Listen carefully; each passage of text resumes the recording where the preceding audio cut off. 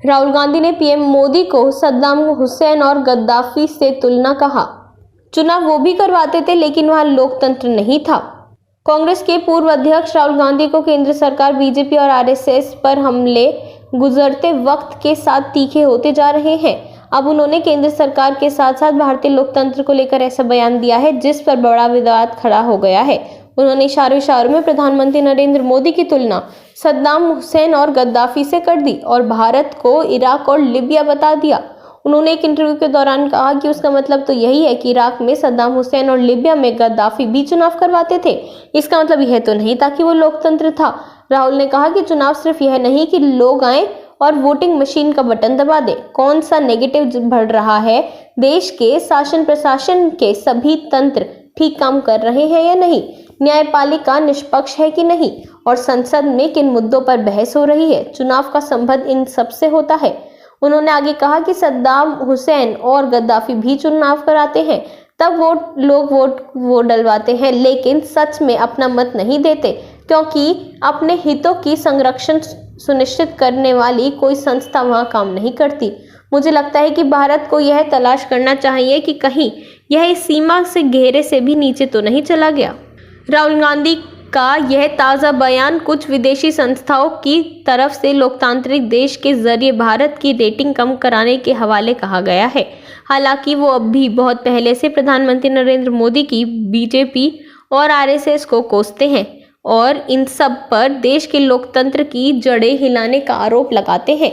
राहुल गांधी और कांग्रेस पार्टी के अन्य नेता प्रधानमंत्री मोदी की तुलना पहले भी हिटलर जैसी शख्सियत से कर चुके हैं। स्वाभाविकतः यह है कि राहुल गांधी के ताज़ा बयान पर बीजेपी की ओर से भी तीखी प्रतिक्रिया आ सकती है। दरअसल राहुल ने जिस सद्दाम हुसैन को हवाला दिया है उसका भारत और खासकर तत्कालीन प्रधानमंत्री इंदिरा गांधी से बेहतरीन संबंध था। कहा जाता है कि 1975 में इंदिरा गांधी इराक गई तो मेजबान सद्दाम हुसैन ने उनका सूटकेस उठा लिया। कहा यह भी जाता है कि इंदिरा जब रायबरेली से चुनाव में हार गई थी तो सद्दाम ने उनके इराक की राजधानी बगदाद में स्थायी आवास की पेशकश कर दी। इतना ही नहीं, सद्दाम के नेतृत्व वाली बाथ सोशलिस्ट पार्टी के प्रतिनिधि कांग्रेस के राष्ट्रीय अधिवेशकों में शामिल हुआ करते थे। इंदिरा और राजीव गांधी के जमाने में बगदाद में भारत के राजदूत और बाद में देश विदेश की सचिव रहे रामेश भंडारी का कहना है कि इंदिरा गांधी और भारत के बड़े प्रशंसक थे सद्दाम हुसैन। बाद में जब राजीव गांधी देश के प्रधानमंत्री बने तो सद्दाम ने उनकी भी मित्रता हो गई। उन्होंने खाड़ी युद्ध के वक्त रामेश भंडारी को इराक भेजकर सद्दाम हुसैन को अपना संदेश भेजा था।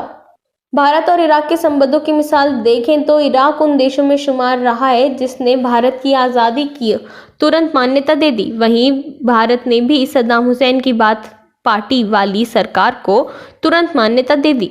1965 के भारत पाक युद्ध में भी इराक ने इस्लामी देश पाकिस्तान का पक्ष नहीं लिया। हालांकि 1971 की भारत पाकिस्तान की लड़ाई में उन्होंने पाकिस्तान का पक्ष जरूर लिया। 1980 के दशक में भारत से इराकी युवा सैनिकों की ट्रेनिंग दी। रामेश भंडारी ने कहा था कि जब भारत के सामने तेल का संकट खड़ा हुआ तब सद्दाम ने 1 अरब तेल उधार दे दिया। 1975 से 77 के बीच भारतीय कंपनियों को पूरे इराक में खूब कॉन्टैक्ट्स मिले। पोरखंड में जब अटल बिहारी वाजपेयी की सरकार परमाणु परीक्षण कर रही थी तो पूरी दुनिया ने आलोचना की, लेकिन सद्दाम ने बढ़ाई दी थी। अमेरिका में कई देशों के सहयोग से 14 दिसंबर 2003 में सद्दाम को पकड़ लिया और बाद में उन्हें फांसी दे दी। बहरहाल बीजेपी राहुल गांधी को सद्दाम की इंदिरा और राजीव गांधी से दोस्ती का हवाला देकर पलटवार कर सकती है। सवाल यह है कि क्या राहुल गांधी इन तथ्यों को खारिज कर पाएंगे। वैसे भी बीजेपी बार बार कहती है कि राहुल गांधी के पास तथ्यों की कमी है, वो बोलने से पहले पता नहीं करते कि हकीकत क्या है। स्वाभाविक है कि बीजेपी राहुल के ताज़ा बयान को भी उनके प्रति यह नैरेटिव मजबूत करने का एक और मौका के रूप में देखेगी।